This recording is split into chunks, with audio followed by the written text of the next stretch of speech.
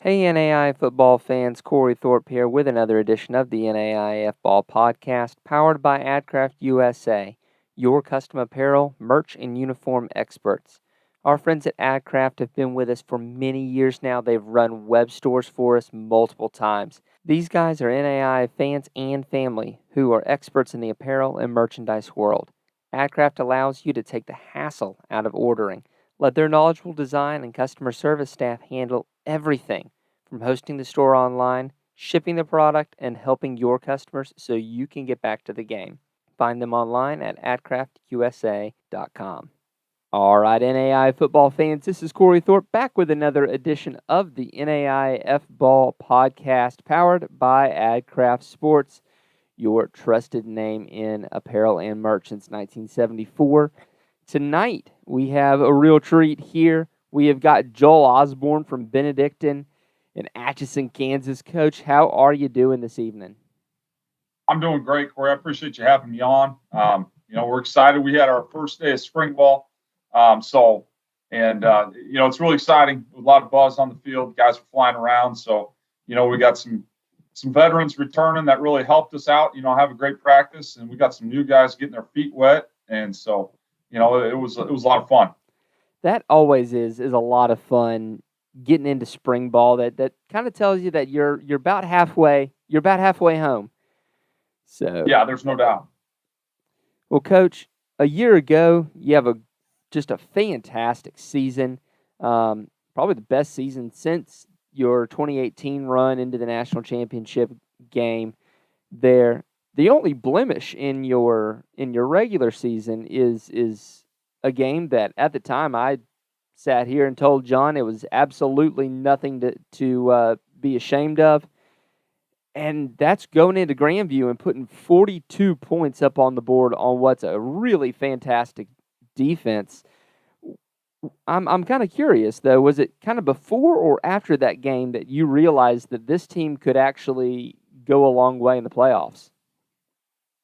I think it was during that game. We came out, started off real slow, had turnovers, gave them some short porches, didn't get off the field on certain things, gave up a kickoff return. So we got off to about as bad of a start as you could. And, once we settled in, we drove down and cut the lead, down to 2 touchdowns. And then we get a big, defensive touchdown by Joel Mavis for the second week in a row where, now you're down by a score and you're going into halftime, you got all the momentum. And then it's just, keep battling from there. We didn't play perfect. I just knew that if you look at how the Morningside Grandview game went in the national championship in the spring of 21, it wasn't a clean game. There was a lot of mistakes. And so even though Morningside was making mistakes, they were still able to, put together successful drives and put together, some scoring drives. And I just knew that if we continued to believe in ourselves and believe in what we were doing, we could score and we could do good things. It really helped when we got a defensive touchdown and a kickoff return by Jay Sean Todd. And that's, he kind of emerged that game. Jacob Gathright emerged that game. Those guys emerged as playmakers, not just against our conference, but against the elite of our conference. So, that's where I think they kind of really showed their true colors of who they're going to be for our program. And, we had a lot of guys step up. We were close, but at the end of the day, we look at it as, we didn't get it done and, close but no cigar type of deal. So, but we learned from it. We didn't let that carry over into getting our heads too big for the next week versus Peru because we knew coming out we had a battle versus those guys, especially playing against probably the number one defensive tackle in the country there, Devin Adams. So, that was, we had to be ready to go. And that's the thing about the Heart of America Conference I learned my first year was that every week you better be ready to go. And so we had a really good mindset this year, and that really helped us this past year, I should say. That's a really good point, and we have one of our patrons and good friends, Nate, is a Benedictine grad, and as the wins started to stack up, I'm sitting there going, "Hey Nate, what you think?" He went, "Man, I don't really care at this point. I'm just looking at that Baker game, and as long as we get past Baker, we're gonna be fine." And you edge out a win there against Baker. That's just such a great rivalry game. It doesn't matter how good Baker's playing or how good Benedictine is playing. That one's always going to be a fun one. Yeah, it is a big rivalry game. You can feel it that week. We talked to our kids about, hey, they're the next opponent, but you can sense that. Anytime you talk to our alums, they've got Baker in their mind circling the schedule, and for me, it's really truly is like that's the next game. But it was a big game for us. They were playing. If you look at their scores, they were losing games, but they were really close, and they had a fantastic defense. And their style of play on offense would keep your offense off the field naturally. So once they started sustaining some drives, even though they weren't getting points, they were doing their job of keeping our offense off the field, and that kind of slowed us up offensively. And then couple in the fact that they do have a really good defense, we went into a little bit of a lull there. But that's, again, where that mindset comes out. We're backs against the wall. Our kids, when we had to do it, we made a drive, we scored, and then we got the ball back, and defense got a great stop. And, I credit our defense that game because there was multiple drives where Baker started in our territory and got 0 points, or 3 instead of 7, so that really kept us in the game, and we were able to battle it out. And even though your season didn't end the way that you wanted it to, you lose a really tight one to Indiana Wesleyan, who had just a fantastic team this year. One thing I'm noticing about the Heart is that it really continues to deepen, especially on the south end of things. Where Grandview has the north, and it's kind of Grandview's show there. If Culver Stockton wants to play hard to get a little bit, it's going to be, they're going to be there as well. But I mean, the Heart in total is deepening. We're noticing great growth from Peru, from Clark. Graceland isn't just rolling over in games. Even though you're losing Evangel, they had a great year. Mid American Nazarene is coming around, and now you've got new coaches at Baker and at William Penn, and just talk to me about that development in the Heart and how much tougher it's getting to get through a little bit of that gauntlet. Yeah, there's no doubt. I think there's a lot. There's really good coaching, number one, and then there's quite a bit of talent. And even if teams didn't have the best record, like Central Methodist, for example, their defense was really good. So, I mean, those guys last year, even though they weren't winning a lot of games and weren't scoring a lot of points on offense, they were still a pain to prepare for offensively, for that defense. And, then Graceland, look at the season they had. They won 3 more games than they've won in like 2 years, and doing it with some really good offensive play, and so, that's where they're going to attack you through the air, and they got athletes, like crazy. And then Coach Ross's son is a really good player at quarterback, gets the ball extremely quick. So there's 2 examples, but yeah, Mid-American Nazarene goes from 3-8 to 7-4, and they got players all over. I mean, Caleb Tanis is as good as it gets at our level at wide receiver. He's a 6'4", 220-pound kid that can run like a 5'10" kid. So there's guys at every school in our league. And there's probably a reason why Baker decided to hire, Coach Regalado, coming from Clark, starting their program up, and goes into Baker this year and gets a win. So, and then that job opens and they're able to hire him. So, that it's just. Peru, I thought, made a really good hire a year ago. Those guys, their talent is really good, especially on defense. And I know offensively they're going to be a lot better this year as well. So, just like you said, and then, William Penn hires a coach that's coming off a playoff run at Avila. And when's the last time Avila's done anything like that? So Coach Benavides is a really good coach. So, I mean, he's going to do a great job there. So, yeah, it's just getting better. We got Missouri Baptist coming in to replace Evangel. I mean, they're located out of St. Louis, got great area to recruit, so, but yeah, it's about, like I said, it's a battle every week. And, I got a lot of respect for our league, and definitely if you can get through our league and do well, that will prepare you for the playoffs, for whatever you're going to see. You'll be prepared. Absolutely. So let's take a look at your team from a year ago and what you've got coming back. You've got weapons all over creation coming back, whether it be Jacob Gathright, who was almost a 1,200-yard receiver. Jayshon Todd with 2 kick return touchdowns. You've got your Mhm. giant man-child tight end at Reed Levi, who's coming back, along with 2 all-conference offensive linemen. You know, really the 2 big pieces that you're going to have to fill in for are going to be at quarterback and running back with Kettle and Mills. I mean, Kettle Yep. was fantastic on the ground as well as through the air. So that's a big weapon you've got to replace. So talk to me about, what you're going to do on offense. Yeah, so I think the big thing's going to be our quarterback. You forgot about right tackle. Shim Okafor. He just got drafted to the USFL. He was a big weapon for us on the O-line. But yeah, I think quarterback here. He did a lot of good things for us. Conference Player of the Year, really good leader. So we're going to miss his leadership. Number one. Number two, his ability to make big plays. But every year's a new year. So for us, I mean, we got a guy that's got experience started in games in 2020, Luke Wiskowski. So you kind of start there with Luke. And then you got Jackson Dooley as well, who's going to be a redshirt sophomore. Grew up in Lawrence.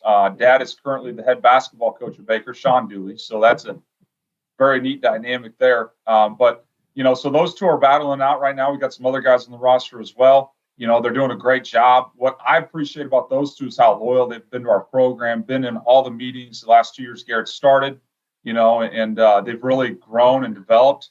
And then now it's their turn. So, what's exciting is we're going to see what they're made of. They got great pieces around them, and we've got to find some other weapons on offense. I mean, you talk about running back, Rayshawn Mills, 2-time first-team all-conference guy for us. So, and I think that could be cut by committee. We did have a freshman at the end of the season step up, Dalton Witherspoon, who we expect big things out of. He had a nice game, especially against Mid-American Nazarene. He rushed for 120 yards. And so, kind of came out of nowhere. Nobody really knew about him, but we knew he was good. And, we got some other guys that are his age that we signed a year ago that we're really excited about, And so we'll see how those guys do here in the spring. And then, I think defensively, you return pretty much everybody except for 2 interior D linemen, a starting defensive edge guy. And those interior D linemen, one started, one was a rotation guy. Dwayne Lacey was first-team all-conference. He had a motor. But believe it or not, Dwayne didn't even start for us. He got voted first-team all-conference. And so, and then you lose Gavin Spangler in the middle at Mike linebacker. But we really lose 4 of our top 6 at linebacker. And so that's a big void. And we've already filled that void, one of those positions with Jagger Blubaugh, first-team all-conference in the Heart of America North from William Penn. And he's a guy. I mean, he is a good player. 6'3", 225, and can run. And I saw it firsthand today in practice. So that's really exciting. We return everybody in the secondary, except for Tyler Tierney, who was out last year with an injury at an ACL, so he didn't play. And then one of our backups, Adam Wilbers, who was a backup safety for us last year, played special teams. So, everybody else in the secondary is back. So we feel really good about the pieces we have coming back. We got some great leadership there. Isaac Anderson up front. Some of those guys in the secondary, Javi Blomquist. So, Jack Hoskins, those type of guys. And so I'm really excited. And then you look at the special teams. We return both our kickers who were first-team all-conference, our punter and our kicker, Harry Balke and Colin Bruner. So I mean, we just got to develop depth there. But it's exciting for sure, Corey. Definitely is, and like I said, on special teams, you have a kid who ran back 2 kick returns for touchdown, and Jay-Sean Todd. I mean, in special teams, you're set there. Respectable leg on Balke there with a long of 51. Same thing with Bruner with a long of 65, almost an average of 40 there on Bruner. It's going to be top tier in the NAIA. I didn't forget about Chimako Ofor. I was going to let him have his own question here. What was that like to have a kid drafted? I mean, how cool is that? Yeah, we're so excited for him. He's got a great story. He was a Division II basketball player at a high school. Decided his 3rd year of college he wanted to play football. So he went to Riverside Junior College. The first time he ever played football was when he was 3rd year in college. And so Chim is barefoot. He's 6'6", and he's 327 pounds. And so he is what they look for at the next level in terms of size. And then mobility as well. he is still learning the game. So Chim went from Riverside to Missouri Southern. They did not play in 2020. And then their head coach got let go. And so he transferred to Pittsburgh State and played at Pittsburgh State in Kansas in 2021, started 6 games for them, was a player. They wanted him back, but he didn't have enough semesters to play Division II, FCS, or Division I. So he was out of his time at NCAA. And so because of Coach Pops' relationship, Coach Pops is our offensive line coach, who was the National Assistant Coach of the Year this last year. He's been doing this a long time, and his relationship with Riverside Junior College's program got us Chim. And then it turned out that Chim and Garrett went to the same high school, but they never played together because Chim didn't play football.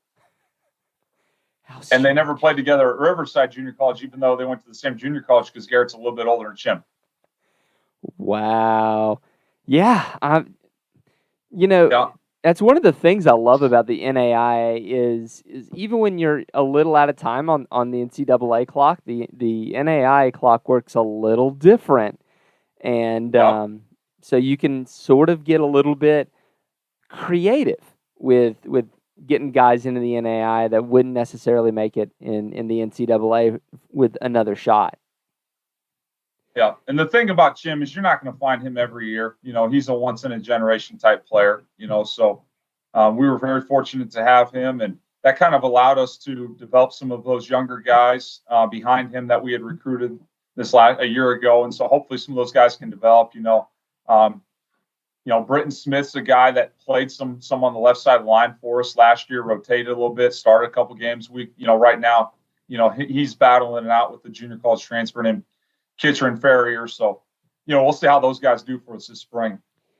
So, Coach, the schedule, boy, you've got me salivating that first game out of the gate, this 2018 National Championship rematch with Morningside. Who tell me, whose idea was this?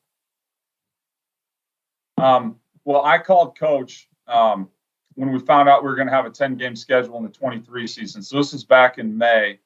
So about 10 months ago, I called him and kind of explained to him what our conference was doing, how we were going to 10 games, and so he said, "You have an open date?" I said, "I do." And he said, "Well, you want to play?" And I said, "That's why I'm calling you." And so we kind of mutually agreed to play. And so we're excited. We're going to play at home in 23, and then we'll go to their place in 24.